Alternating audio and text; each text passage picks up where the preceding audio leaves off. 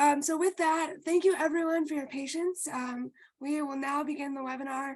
We're very excited for today's lineup, and I'm just going to run through the webinar logistics very quickly so that we can just get started. As you all know, at this point, everyone is muted during the webinar, and you can use the Q&A portion to add any questions you would like to ask our panelists during the Q&A period. We have closed the chat because of how large the webinar is. The webinar is going to be live captioned, and at the end of the webinar, if there's time, we will include an evaluation poll for you all to fill out if you are able to. So with that, I will turn it over to the Commissioner of Disabilities, Jill Jacobs, to introduce our webinar. Thank you again, everyone. Hello, everyone. Thank you so much for being here today. Appreciate you taking the time and having the willingness and desire to learn about the HCBS settings rule and what's happening there, and ACL's involvement in that process, and how you can help us to move forward with our agenda around HCBS settings. So this is the second in the Administration for Community Living's webinar series on the role of stakeholders, all of you, in ensuring high quality home and community-based services. So in this session, we are going to dive into the Medicaid waiver application. So every state does a Medicaid waiver application with the federal government. And we're going to help you all understand what you can do to make sure that the rule components are embedded in the state's waiver application, how you all can participate and be engaged in that process. So I will now turn it over to Nancy Thaler, who will be doing most of the presentation today. And I want to thank everyone on the ACL team who's really put in a lot of work for this webinar and for all the work we do around HCBS. So Nancy. Hello, everyone. I'm going to walk through the agenda. But I want to say about this webinar, this is one of a series. And the first of the series was a webinar we did about 5 weeks ago about stakeholder engagement and all the many ways that stakeholders can be involved in their state to shape the home community-based service system to meet their needs. And at that webinar, we had Pennsylvania and Vermont stakeholders present on the kinds of strategies they used.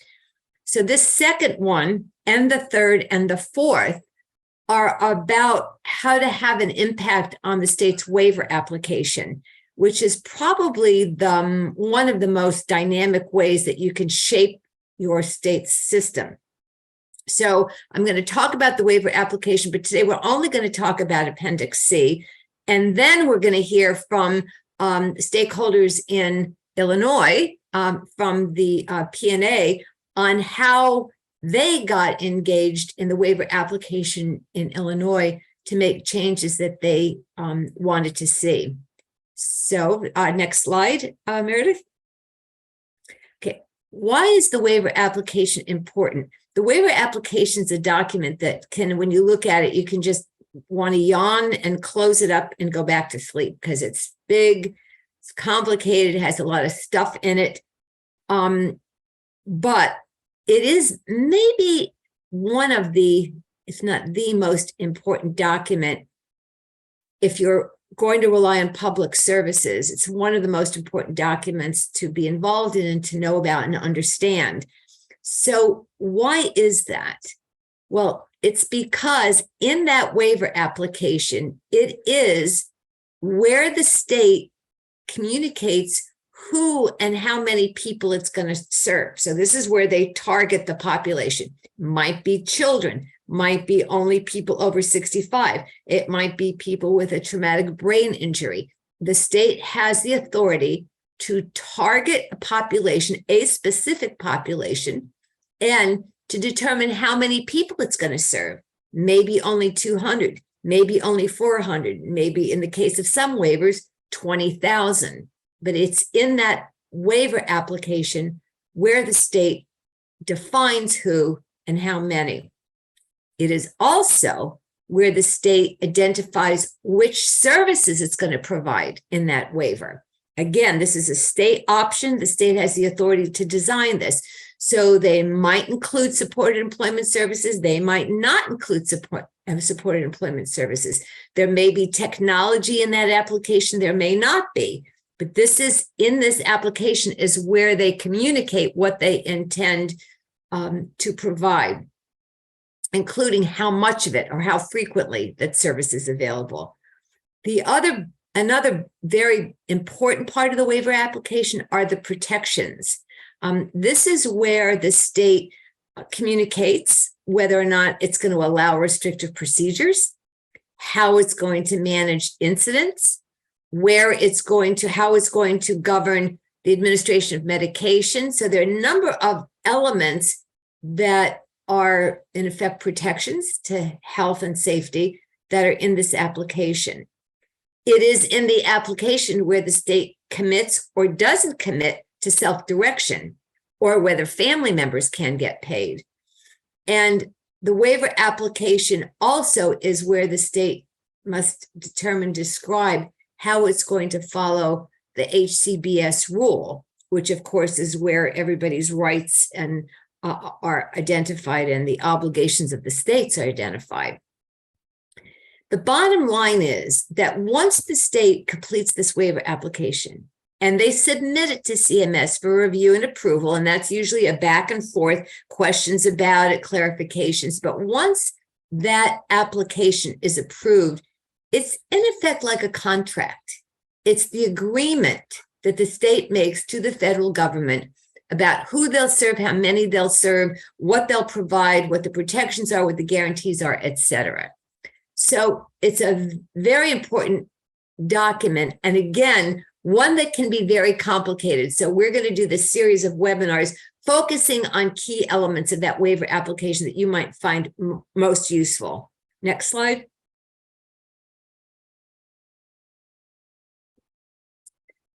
So the waiver application itself has all these components that you see on the screen. It has a basic information section, and then it has appendix A through J.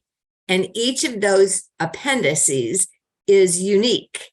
The basic information that identifies what the level of care is. That means, is this going to be for people who would otherwise be in a nursing home or a hospital or an ICFID? It's also where the state might say it's only going to serve people in a certain part of the state, a certain geography around a major population area, or maybe only rural. And it is where the state Medicaid director posts their signature agreeing to meet all the assurances in the waiver, the assurances to protect health and safety, to have an individual service plan, etc.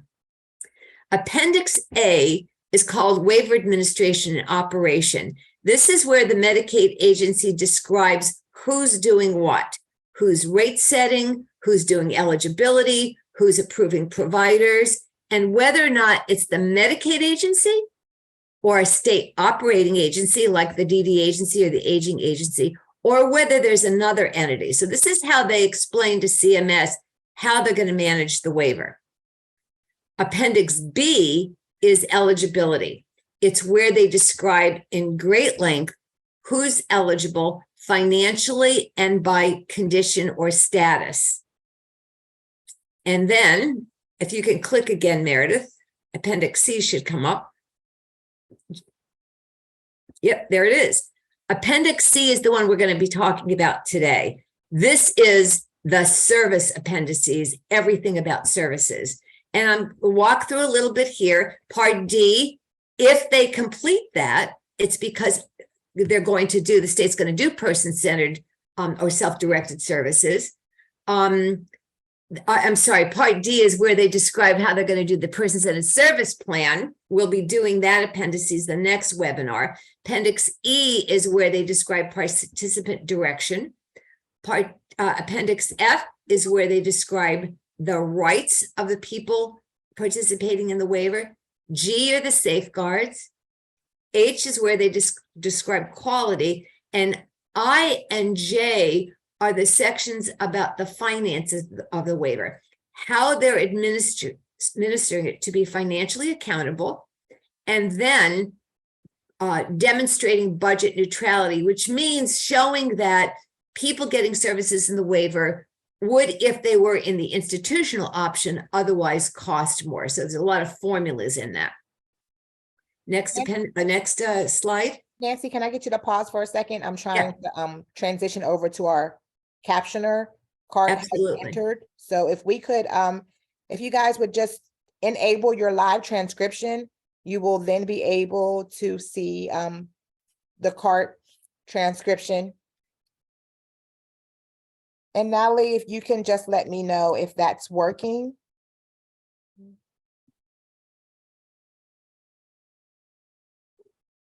All right, I think I did assign you already. It's working for me. Thank you. Okay, and if everyone else can just let me know if they can see it, then I'm good.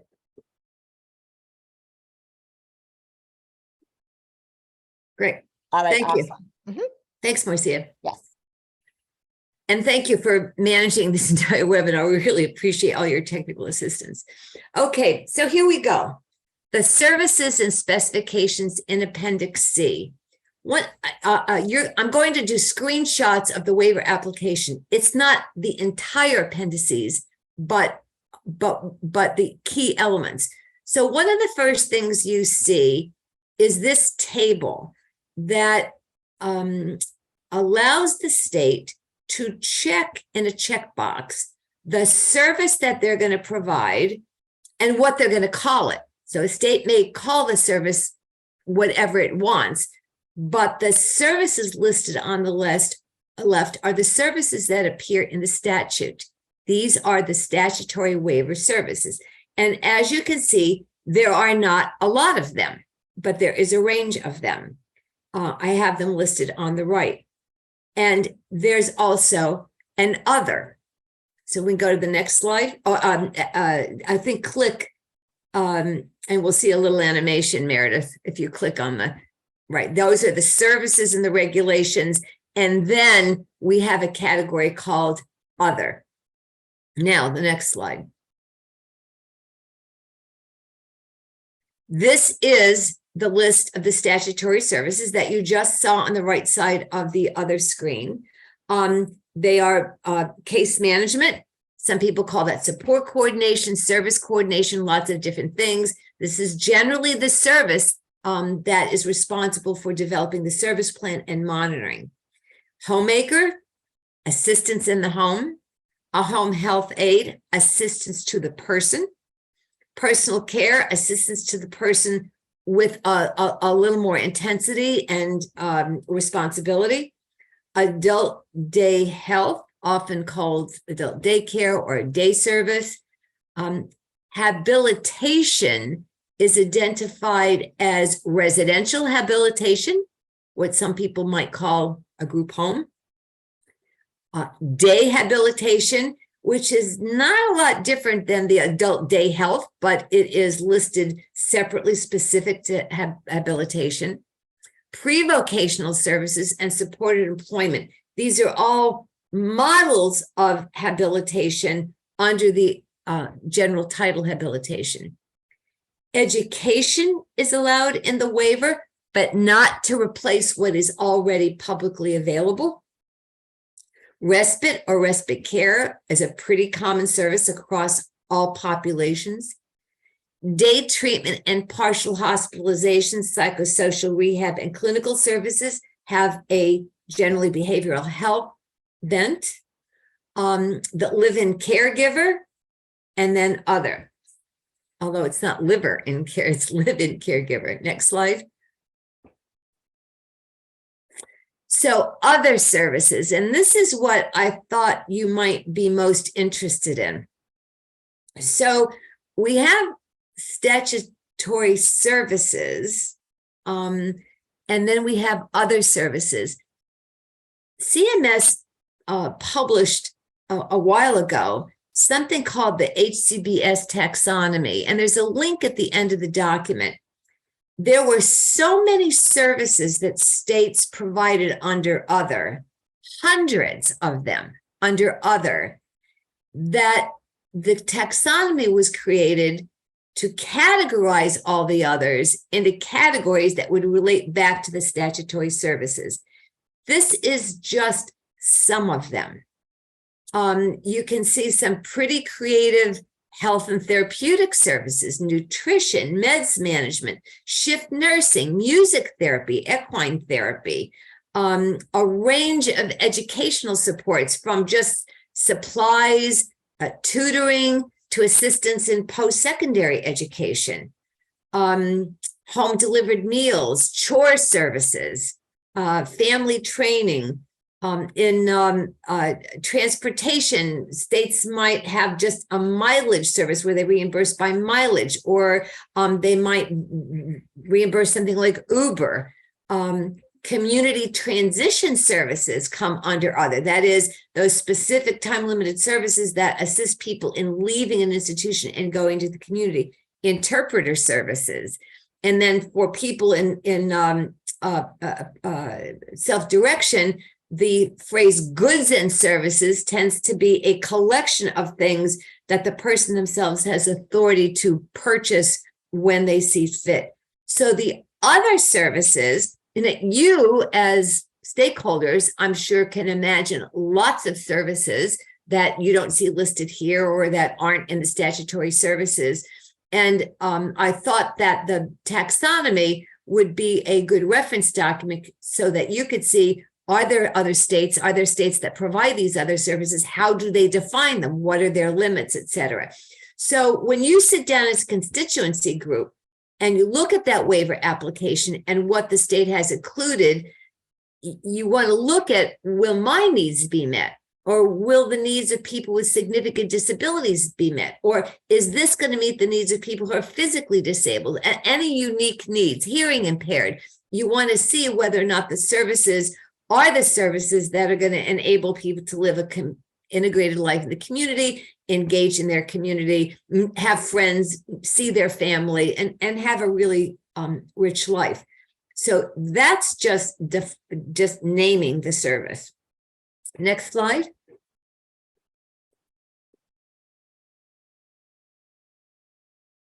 So in this slide, what we see is do the click on Meredith so we get the circle that surrounds it. This is the section of this waiver application that defines supports for self-determination. And this is where they explain and describe or name the fiscal management services. What service is it that's going to provide information and assistance to the participant who's directing? Again, if there's nothing in this box, it means the state's not doing self-direction. If there is stuff in this box, then you want to look at, is what the state has written and described going to really support self-direction? And I would say parenthetically, we have a way to go on self-direction. The people who enjoy this option find it to meet their needs. It allows them to customize the services, that customize what people do, to hire people that they know. But it is complicated. And it's complicated because we have to adhere to wage and hour laws. We have to adhere to IRS laws. And so there's no possibility of just letting people spend Medicaid money. There's got to be structure in it and rules in it, but it does complicate it a bit. And to some extent, I think it's been discouraging people from doing self-direction. So in looking at this, the question is not just, is it going to be provided? Is the information assistance going to be there? Is the financial management services going to be there? But how is it going to be delivered? How will participants know that it's available and they can participate and hire and their own support staff? Next slide. So this is a pretty detailed section, lots of blocks to fill in here. And so, Meredith, there are going to be a lot of clicks on here to move the arrows. So the first is the service specifications, the definition, the scope of the service. Can you only get it in your home, or is this a service that can be delivered in the community? Are there specific conditions related to that service? The next one, click. The next one is limits on the amount, the frequency, and duration. That means that the service may be available only up to 30 units a year or 10 units a week. It may be that you can only use this services an X number of times in a month or an X number of times in a year. And the service duration is how long can that service be provided? Is this a service that you can get for an hour a day or for 8 hours a day? So the limits on amount, frequency, and duration are each of those singularly different, but important because it can tell you it's possible that the service might be really useful and really be able to help you, but the limits are so severe, it doesn't really help. So looking at those is a second element of services. The next bullet, next click, this is the self-directed, the service delivery method in self-direction. Whether or not you're going to allow for a legally responsible person to deliver the service, which typically means a guardian, a parent is legally responsible. Is the state going to allow relatives to provide the service and be paid, or again, a legal guardian? So again, this is where the determination is made. This is where advocacy, stakeholder engagement comes in on encouraging the state to go in any which direction that you prefer. This is also the section where the state communicates whether or not the service has to be delivered through a provider-managed arrangement or whether the participant themselves can direct. Next click. This is whether individuals, if you click, Meredith, I think we'll get the next arrow. Individuals may enroll as providers. So in a state, the state can allow an individual therapist, for instance, a physical therapist or an occupational therapist or a case manager, to become a freestanding provider. So you might get a list of all these individuals who are participating, and they each bill the state individually.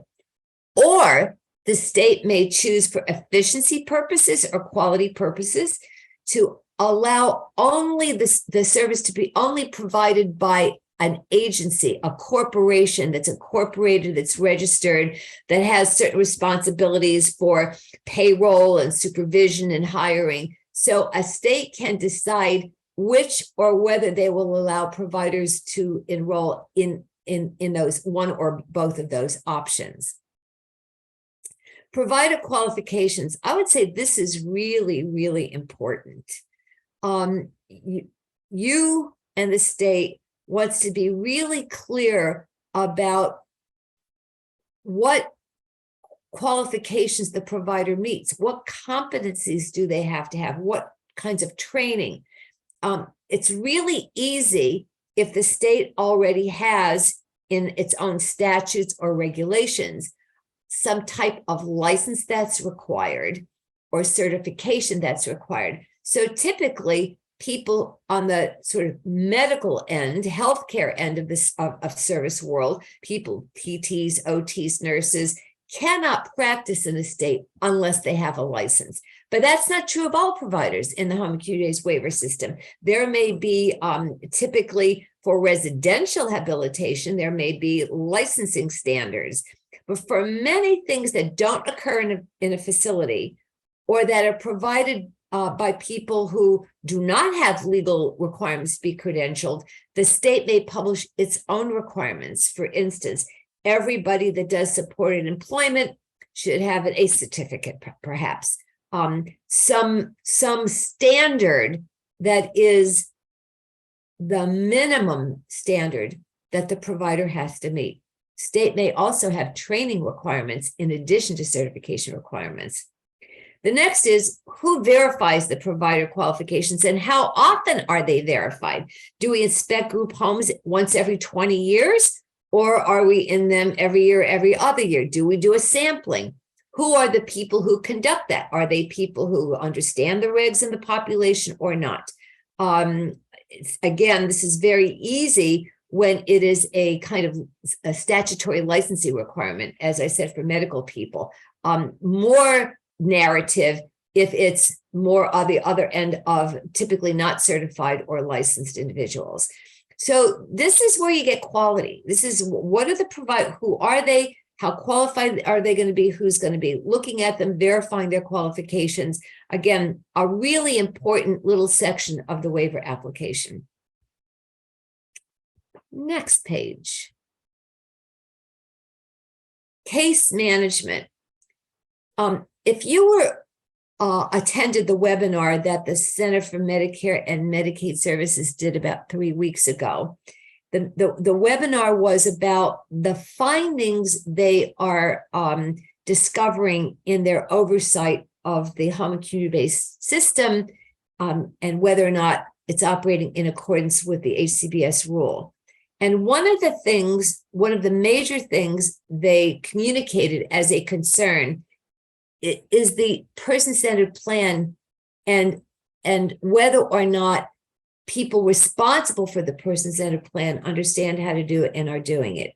This is, again, one of the most critical parts of the waiver application because this is very much relates to whether or not you'll have a case manager, support coordinator, care coordinator, whatever phrase you use in your state, whether or not there will be somebody there who's independent of the providers, so they're on your side, whether or not their responsibility to do the service plan. This gives states a lot of options on how to administer case management. It could be delivered as a waiver service. That is, it's right in the waiver and it's one of the waiver services and you have choice. It can be delivered as a state plan option outside the waiver, targeted case management. It's mostly generally fee for service, separate from the waiver. It can be delivered as an administrative function. That is, if you are fall under, for instance, county government, it may be that the county government has the responsibility to deliver case management. There are pros and cons to all the options. Something worth discussing. A state often chooses it because it has the option, they look for the option that has the most accountability and frankly, the most independence and support for the person who's receiving the services. But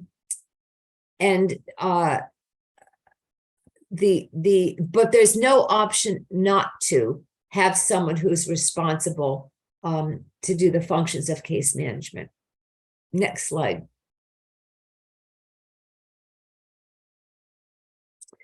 So there are lots of other parts to this waiver application for each of the services.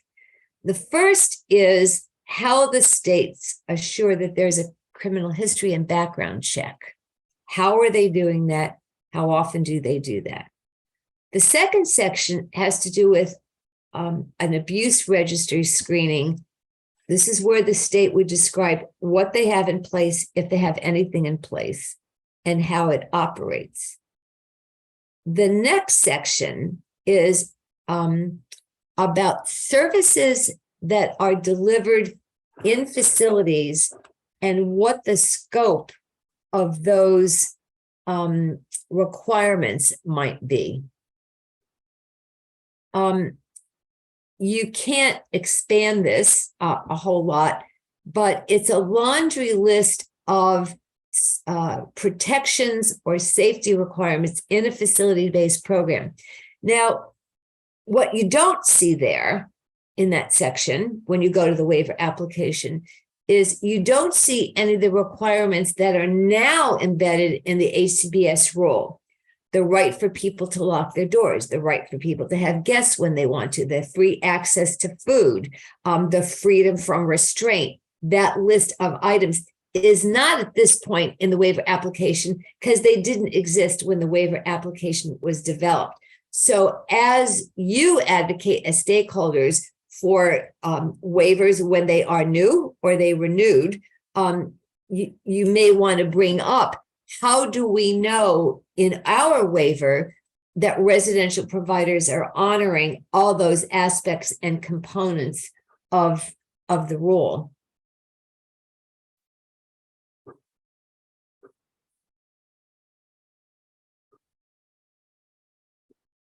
I want to make sure that I don't miss something that I wanted to cover with you. The facility requirements, and I have a link at the end for you to go to and see. You can have an access to a blank waiver application to see how it's filled out.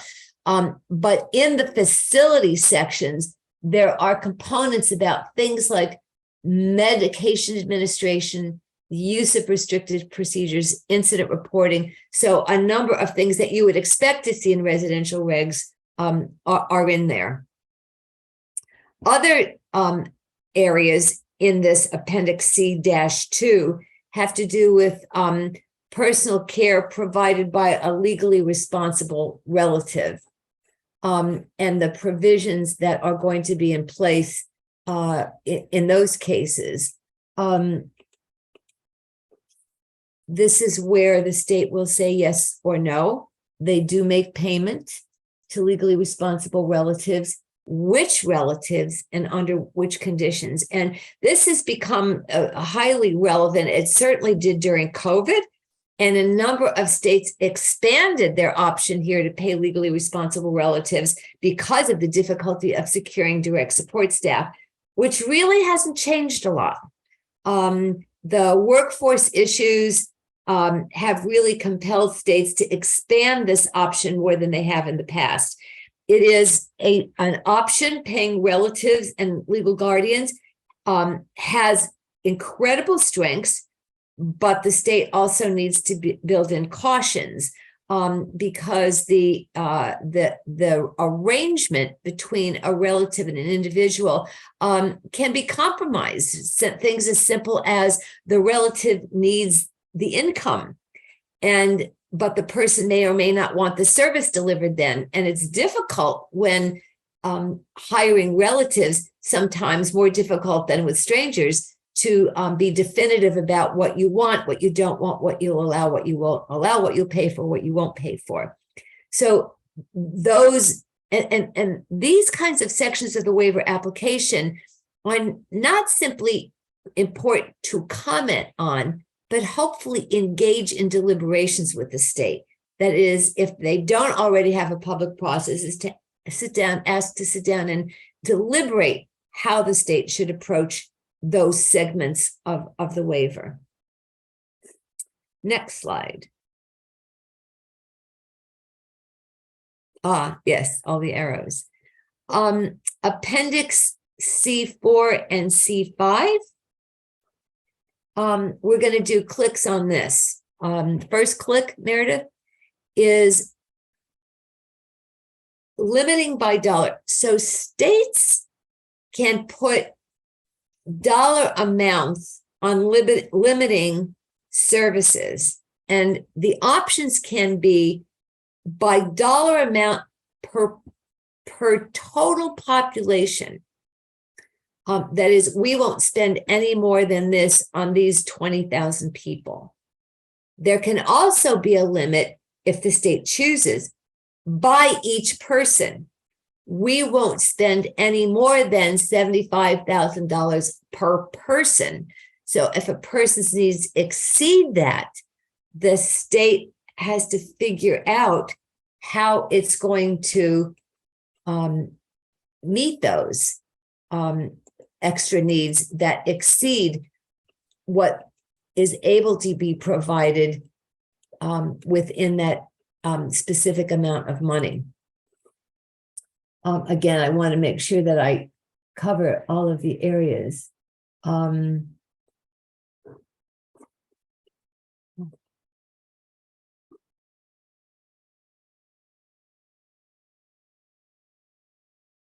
Can you go to the next click, Meredith, please?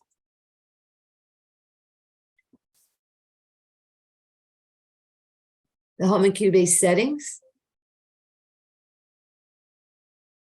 There's a section, a fairly new section since publication of the regulations and the waiver application that requires the state to describe how settings, meaning facilities, physical settings, are going to meet the federal requirements. Again, those federal requirements, if you were on our last webinar, have to do with the person's experience, access to food, access to friends, and being able to have friends, being able to lock personal doors, front doors, having opportunities to engage in the community, having choice, employment, all those range of, in effect, rights that are in the waiver. How is the state making sure that the federal requirements are met by the settings? And the next click. How the state conducts oversight to assure all of the settings meet the requirements. So this is a section of the waiver application that right now is fairly short because it was inserted after the rule was passed. But I would suggest to people, stakeholders, that this is a section of the waiver application and possibly something that will be expanded in the future. That is the vehicle you use to make sure that the federal rule becomes the state rule. So, for instance, some states have taken the federal rule and all those requirements and adopted them and incorporated them into their state rules or their state qualification requirements. So how is it the state is making clear in policy, rule, regulation, however it is they make their statements, how that rule is embedded? The second point is, how does the state conduct oversight to ensure all the settings meet the requirements? And I'm going to refer back to that CMS presentation on their findings that person-centered plans were not always developed, that person-centered plans did not always reflect choice and preferences, that person-centered plans didn't always specify which services should be provided, that person-centered plan is, for the participant, in effect, the same kind of contract, if you will, or agreement between you and the state, as the state has with the federal government with the waiver application. So once that person-centered plan is developed and it's committed to, it must be implemented. So how does the state conduct oversight to make sure that all of those things in the rule are in your plan, that they are implemented? Some states have, for instance, developed training for support coordinators and protocols for support coordinators so that when they're doing their quarterly visits or the monthly visit, they scrutinize whether or not those requirements in the rule. If they go into a group home as a support coordinator, does this person have free access to food and foods that they like? Or do they have to eat whatever's on the menu that night? Does this person in the group home have friends and employment? Is this person living with their family? Does this person have options to go to the store when they want, to join an adult reading club when they want? Is their life, quality of life that they want and the way they want to live their life supported by the waiver services? And is it being implemented? So how the state communicates the requirements and how the state conducts oversight to make sure those requirements are met regularly and routinely is really the crux of accountability, assuring health and safety, assuring quality. It's that sometimes we call it the quality improvement process, determining what you're going to do, going out and checking to see if you're doing it, And then where you're not doing it, building in improvements or changes to make it possible. That should be an ongoing iterative process. Many times consumers, stakeholders, beneficiaries participate in that process. So it's a very brief section of the application, but a pretty important one. Next slide.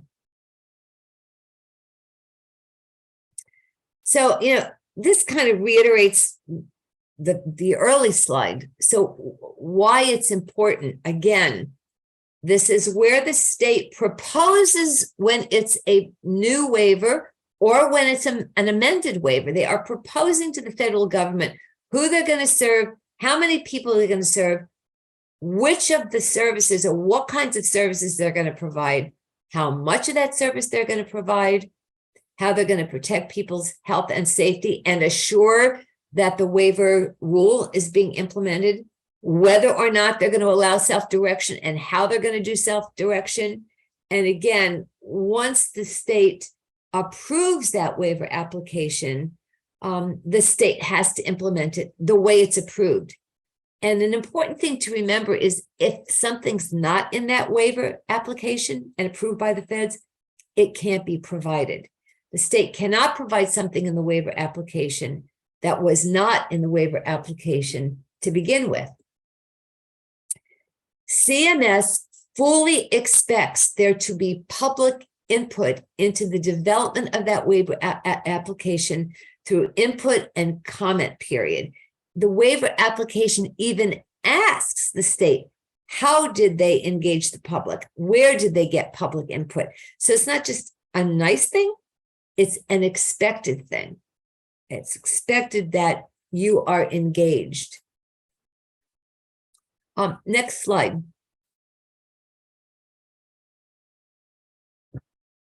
So how do you do this? Again, the document can be overwhelming. Lots of detail in it. Lots of, in some ways, complex things. So one way, particularly if you are organizations like the DD Council, like a Center for Independent Living, like AARP, any kind of organization, is to get copies of that proposed application and hand it out to people, distribute it to people. The second way is to hold discussion groups with people so you can have a conversation, maybe separate from the state, about what's being proposed here and whether it meets your needs. Another important way is when the state creates opportunities for public comment, show up and give public comment and ask questions. You create then a dynamic with the state that there is a back and forth. The state knows that you're interested. They know that you care. And frankly, it perks everybody up. They pay more attention because you are paying attention. You can, as a single person or as a group or as a group of groups, ask for a meeting with the state agency to understand the application, to learn more about it and have an exchange. Ask for a meeting to talk about the waiver application, to make sure you understand it or to communicate your issues. Another way is to submit written comments. And in our last webinar, I think it may have been the Pennsylvania DD Council talked about how they develop talking points that individuals, if they want to submit individual comments, can use in their comments. Oftentimes people understand what it's about. They know they want what they want to say, but writing it out is a challenge. So the DD Council helps do that. You can also do things like coordinate templates for other people to use. So you create a template that they can fill in and submit. And the other is strength in collaboration is for partners to consult with each other. And if a lot of groups feel really strongly about one component of the waiver application, that there's a missing service or something they'd really like, is to either replicate each other's comments or send in joint comments. So there are lots of ways to do this, but I would say that leadership from associations and organizations who do this every day is really important to empower individuals and people and families to be able to make their own comments, not just to represent them, but to empower them as well. So we're really lucky here in developing this webinar. We ran across a letter that the Equip for Equality in Illinois developed, and we asked them if, and Laura Miller in particular, if they would share with all of you how it came to be that they wrote their letter, what they saw, and what they were asking for. So I think I'm going to pass the baton to Laura Miller, who is managing attorney at Equip for Equality in Illinois. Laura? Oh, thanks so much, Nancy. I do have to preface this by saying that I learned a lot this morning and realized that we could do a much better job on a much more thorough and comprehensive job on commenting. So I will be using Nancy's PowerPoint to inform our next efforts.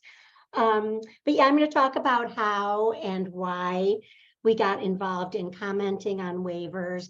We typically do written comments, although we work with other agencies who provide usually recipient oral comments. In other words, they organize people who receive waiver services to present at meetings with the state about the problems they have with their waiver services. So I'm going to focus today on our developmental disability waiver, but we comment on other waivers too. Illinois is a progressive state by many measures. I think people, it's always a very blue state, and people think of it as a very progressive state. But our service delivery system for people with developmental disabilities is quite outdated. We have a very low fiscal effort, which is the comparison with other states about how much money our state allocates for people with developmental disabilities. And we still have a quite institutionalized system. So I'm just going to talk briefly about our current system, maybe to help you understand what motivated us to comment. So we still have 7 state-run developmental centers with a census of about 1,650 people. And that census has been flat for about 7 years, meaning it hasn't gone down. Our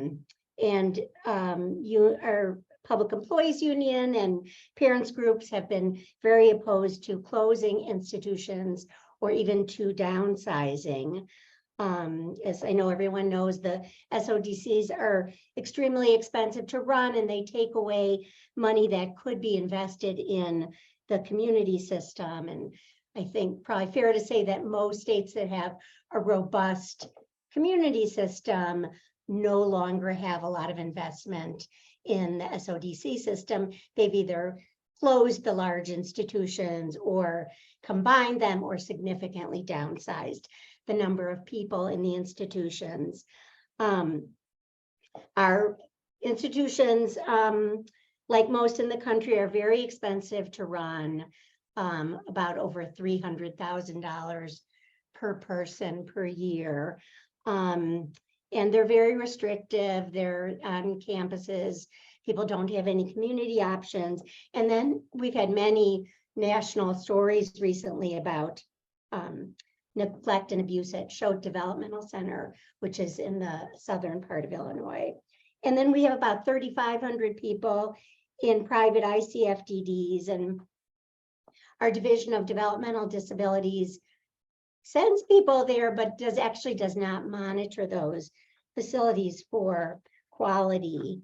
And then our DD waiver settings, if people can get onto the waiver, can be as large as 8 people, and 1/3 of our waiver participants who live in group homes of 8 people. Like Money Follows the Person insists that there be no more people than 4, and yet we go all the way up to 8. Another big problem is this: the state has not done any outreach to the SODCs or the ICFDDs for many years, so people don't know about community living, what it's like, their option to move into the community. They are now starting to do outreach after maybe more than 100 demands from Equip for Equality, although they're excluding from the outreach those ICFDDs that serve people with higher needs, even though, you know, we visit those facilities regularly and almost everyone could be served in the community. So in 2005, we brought a very large class action against the state, challenging the segregation of people with developmental disabilities in ICFDDs, not in the state-operated facilities, and also people who were at home waiting literally like for over a decade for services. And we reached a consent decree in 2011, and that case is still very alive, and we expect it to continue for several years. It's called Liggis. It started out as Liggis v. Merrim, but now it's Liggis versus Eagleson, who is the head of our single state Medicaid agency. So we have made progress. The time on the waiting list for services is dramatically reduced. The number of people in ICFDDs are reduced. Much easier to move from one waiver service to another as your needs change. Our DSP wages and provider rates have gone up considerably. Our person-centered planning is very much improved. But there are still some serious issues including the quality and quantity of community services and the use of SODCs for people in crisis and also for people who have additional needs, you know, such as diabetes, behavioral health needs, mental illness, high health needs, a lot of assistance with ADLs. And so we have Liggis class members in state-operated developmental centers, which is prohibited by the decree. And actually, the judge has found the state in compliance, out of compliance since 2017, and it remains out of compliance. But you know, now we are mostly lawyers here at our agency, but we realize that this litigation, the Liggis case, and perhaps all litigation has limits. And one of the big limits of the Liggis consent decree is that it doesn't require the state to change its waiver. So in the last several years, we've spent, in addition to working on our lawsuit, we've spent time commenting on waiver applications. We've put a lot of time commenting on the many versions of the settings rule transition plan. And we've also participated on work groups convened by the state about waiver services and about the settings rule. I do have to say that Allison Barkoff at ACL, I give her a lot of credit for pushing us to do this, you know, to really saying you've got to comment on the waiver and on the settings rule, because all this stuff is going to form the backdrop for any litigation that you do. And it's just another really important tool. And also the National Disability Rights Network, which is sort of the group of all protection and advocacy agencies in the country, they also have put, Elizabeth Prio in particular, again, put a lot of pressure on us, you know, use these other tools. They will enhance anything you could get from litigation, and also, you know, fills in all these holes in litigation. So I think of these comments as serving three different purposes. Okay, hopefully the state, even before sending the waiver application to send to CMS, will make at least some of your changes. We've had good and bad luck on this. Sometimes they do, I would say, you know, to be honest, more often they don't. Another purpose is that people in the state do read these comments. So It lets your fellow stakeholders know what your positions are, which facilitates forming alliances that you didn't have before. It informs policymakers. We send our comments to legislators when we're trying to get them to enact state legislation that supports community integration. And then it also lets the people in the federal government know what life is like for people with disabilities in Illinois. So they will be alert to these problems when reviewing our draft waivers and when reviewing the transition plan. I think it's just so important that the government hear the voice of the people as to what doesn't work in the waiver. I'm going to give one successful example. We made tons of noise about the inadequacy of the first transition plan, as did some other stakeholders. And the first transition plan was really shocking because it was based solely on provider self-assessment. And almost all providers said they were already in about 100% compliance with the settings rule. You know, this in a state where, you know, almost everyone with a developmental disability attends a large, not individualized day program.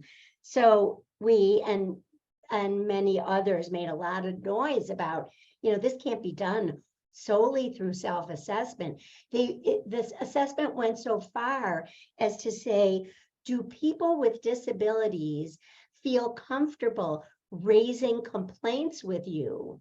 Well, you can't. Of course, everyone said yes. Everyone feels comfortable raising complaints with us. But of course, that's a question that only people with disabilities and perhaps family members can answer. So it seemed like the government heard all of our noise, and the state was really had to start from square one in this assessment of providers, and this time round has done a dramatically better process. So anyway, that's sort of how we got into the practice of commenting on different, you know, the waiver and different plans, you know, the settings rule, transition plans, and so forth. And we're definitely gonna keep doing it. We just think it's really worthwhile. As to how we do it, we like with this draft DD waiver, two of us, me and one other person, Andrea Reiser, who's knows a lot about waivers. We read the whole thing. I mean, as Nancy said, it's a little bit dry. I would not endeavor to do it all in one sitting, but you know, you can get through it, and you really learn a lot about, you know, some good things that you hadn't been advising your clients to take advantage of because we didn't know they were there, and some problematic things. So I think that our letter is shared with everyone, but you know, please reach out to me. We can send you our settings rule comments, and there's certainly a lot of sharing among Illinois groups. No one's proprietary.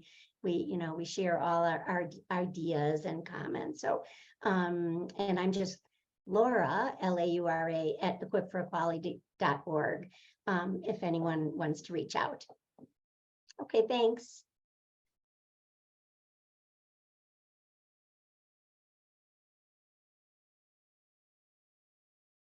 Laura, why don't you do the recommendations and explain to people why these comments? Oh, okay, sorry, I muted myself. Oh, sure. So the first, well, I should say that some of the comments, we recognize that it probably wasn't directed specifically at the waiver, but more at state policy generally that could be reflected in the waiver. So the first one is to create a robust plan for outreach to and timely placement of all institutionalized people. That was motivated by the statistics I gave you, that we still have about 5,500 people with developmental disabilities in institutions. And our own Seventh Circuit Court of Appeals called Illinois a laggard outlier in terms of moving people into the community. You know, and for example, like Michigan, which we're connected to, well, almost through Indiana, has no SODCs and no ICFDDs. The next one, designate waiver slots for people who want to leave ICFDDs in the same way that waiver slots are designated for people who want to leave SODCs. So it has a complicated history, but a person who wants to leave an SODC does not have to go on any waiting list and can, at least in theory, immediately enter services. I should put a footnote there that people in SODCs in Illinois are often stuck there because our provider, the state defers to providers' acceptance policies. And so providers kind of pick and choose who they want to take. And so when people have higher needs, providers often decline to accept them. So many people get stuck in SODCs for years, but they don't have to go on a waiting list. Currently, people in ICFDDs are put on a waiting list. And the waiting list was really created for people in the family home living with their parents. It wasn't created for institutionalized people. Institutionalized people need to leave promptly. We are working on that with the state, but so far, no progress. So we did want to call it to the attention of people outside the state, you know, at ACL and CMS. The next one, maybe most relevant for this webinar, is to ensure that there are waiver providers equipped to serve all Illinoisans with IDD, whatever their needs, whether they're in crisis because of a death of a family member, maybe they're in crisis because of an emotional issue. As I said earlier, we're having terrible problems getting waiver services for people with diabetes, which is a common disability, because their providers don't want to be responsible for computing insulin, problems with people who need a lot of assistance with activities of daily living. You know, I'm working with a woman now, you know, she is just a fantastic person, and she has cerebral palsy, and she's been institutionalized most of her life, and she's now 40. So we're working to get her into waiver services. Again, we have nursing caps in our draft waiver, although there's different nursing caps, so it's a little confusing. So that people with high medical needs can live in the community. You know, this idea that people need a nursing home level of care, people are not getting a lot of nursing in nursing facilities. So that's just like a fantasy. And under the Federal Nursing Home Care Act, people with developmental disabilities should not be living in nursing homes. We really want our CILAs capped at 4 people. Again, that's been a long battle that we're not achieving that through LIGIS. So again, we used waiver comments. And again, very relevant to this, you know, this webinar. We want people to have freedom in their homes, spend their days integrated, individualized activities in the community. That can be work. And actually, our Division of Developmental Disabilities doing making a lot of efforts towards increasing employment. But it can also be, you know, taking art classes, taking drama classes, you know, volunteering in a garden, and all these things can be in addition to work, or instead of work, of course, depending on the person's preference. But we're seeing far too many people going to day programs that are very, very, I've been to a lot of the day programs, very, very uninspiring. And, you know, we're so excited about the settings rule because we really hope that our providers will step up and provide more individualized services, but we're very concerned about how the state is going to enforce the settings rule, because they're not planning on doing on-site visits, even where there's been a plan of correction or a corrective action plan.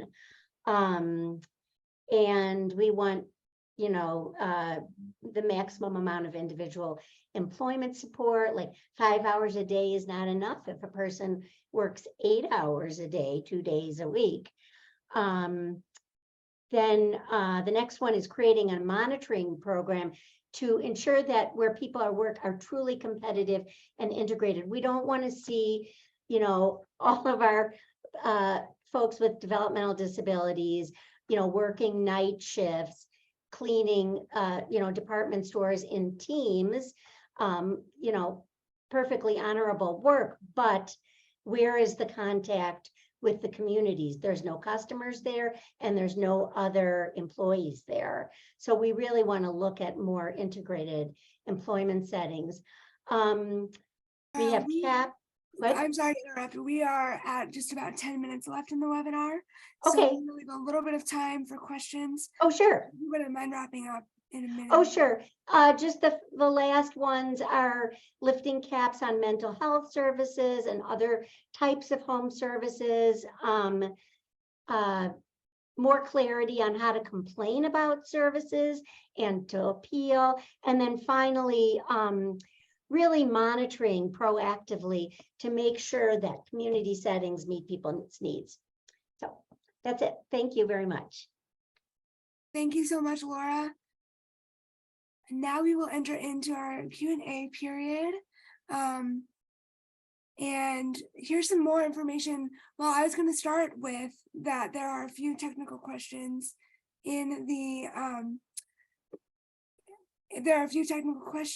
chat. And Meredith, if I could jump in, the slide that you have up now, people might be interested in.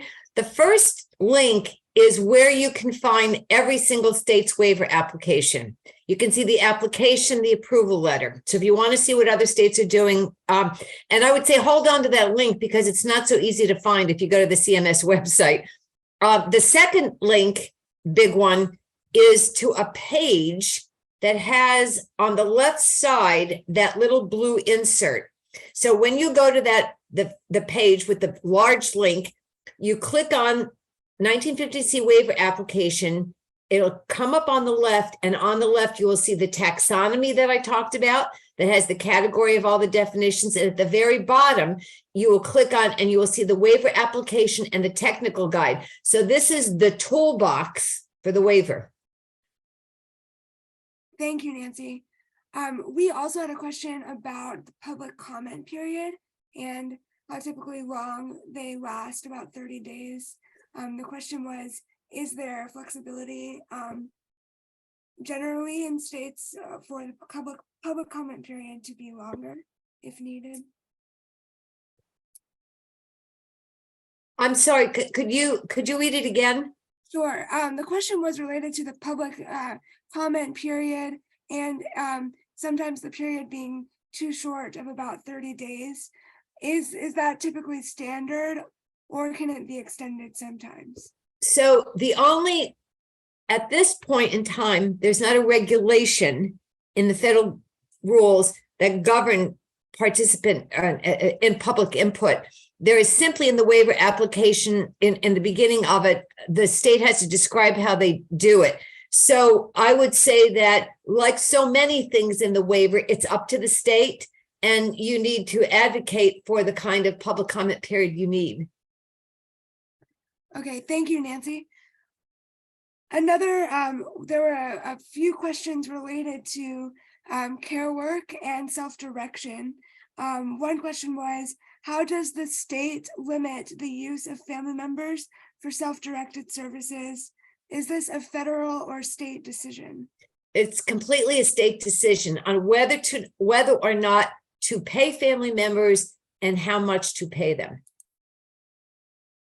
Okay, thank you. And another question related to kind of cost is, how much is a consumer typically eligible for in terms of service needs and the cost of that? Is this a need-based or a flat rate typically? Everything in the Medicaid waiver, and someone asked me to clarify, we're talking about 1915C waivers, home and community-based waivers. There are other kinds of waivers, 1115, et cetera. So we're talking about what is the primary vehicle for delivering home and community-based waiver services. The state has the sole discretion to decide what it will provide and how much it will provide. Whether a person gets something is completely related to whether they need it or not. So obviously you can't get something that you don't need. And if you need it, you must get it up to the limit that's approved in the waiver, which is why that discussion of how frequency and duration and how much you get is so important. So the requirements are you must need it and you must be delivered the service up to the approved limits in the waiver. Thank you, Nancy. There was another question related to portability of services. How is the state held accountable, or what is sort of the transferability of a service that was provided in ICF and then some of those services provided in the home? There is no transferability, right? These are two. The entitlement is to the ICF level of service and everything that entails, or you can opt for home and community-based services.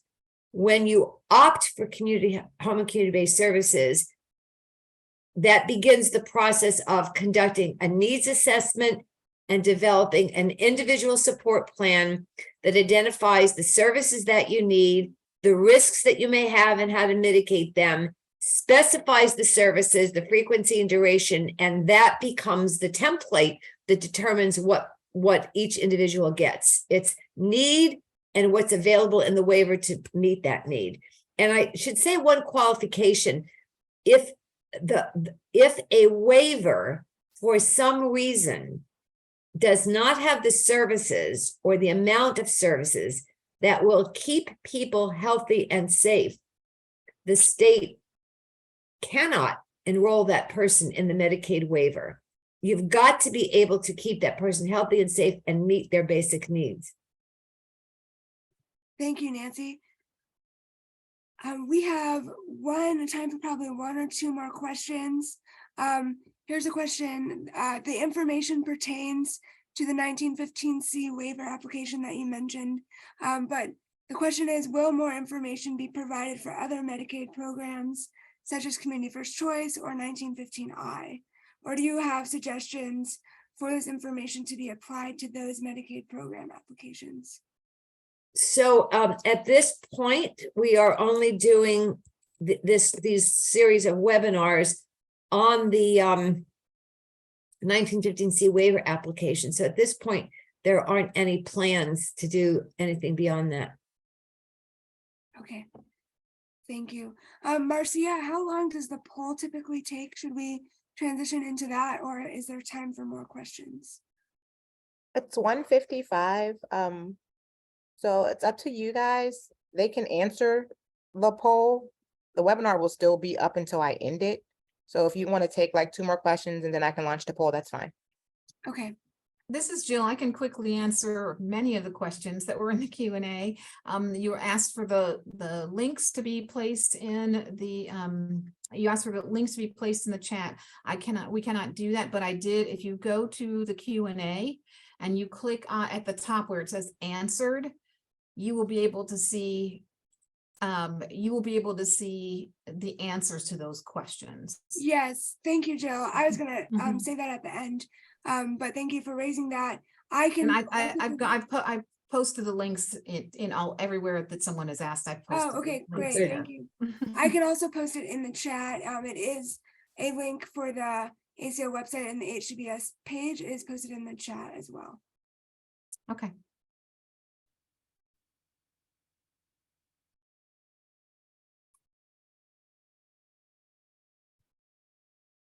We have a question here asking about how do you address any suggestions or have any suggestions for individuals who don't have interest in working and volunteering in the community or have lower ability or interest in that?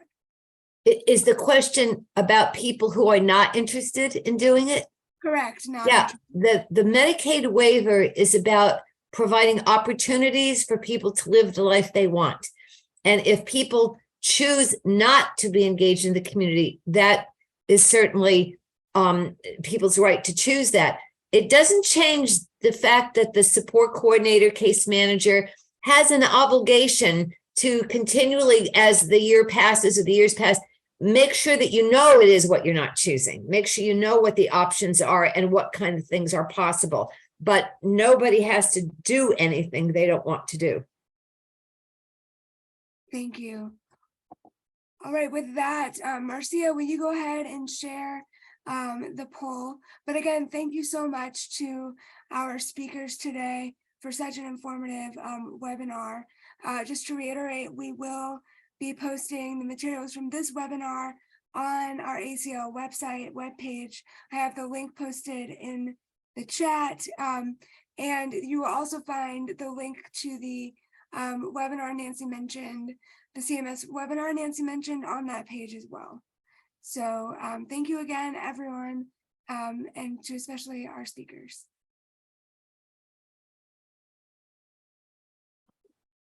And thank you for filling out the poll to all of our participants.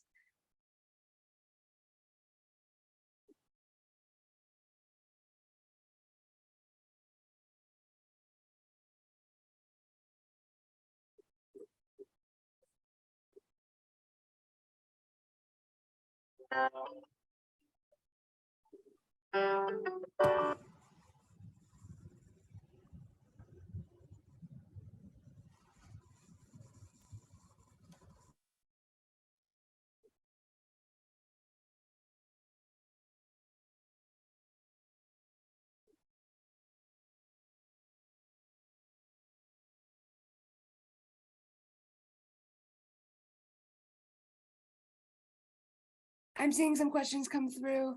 The recording will be posted as well as the materials on the ACL HCBS website page. And Meredith, I see someone asked if they could have a copy of the letter that Equip for Equality issued with their comments to the state. Yes, is that possible, Laura? Oh, sure, yeah. It's that October 9th one. I think I sent you to a February one and October 9th. So probably the October 9th one is the best one, but yeah, you can make it available. Okay, great. Maybe Laura, we can coordinate and you can send that to us and we can post it with the other webinar materials. Yeah, that's fine. Yeah.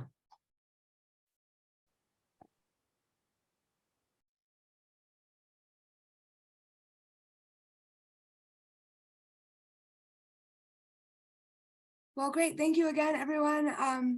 Thank you for filling out the poll and for all of your time. Thank you to the interpreters and again to our very knowledgeable presenters. And we look forward to the next webinar. Thank you all.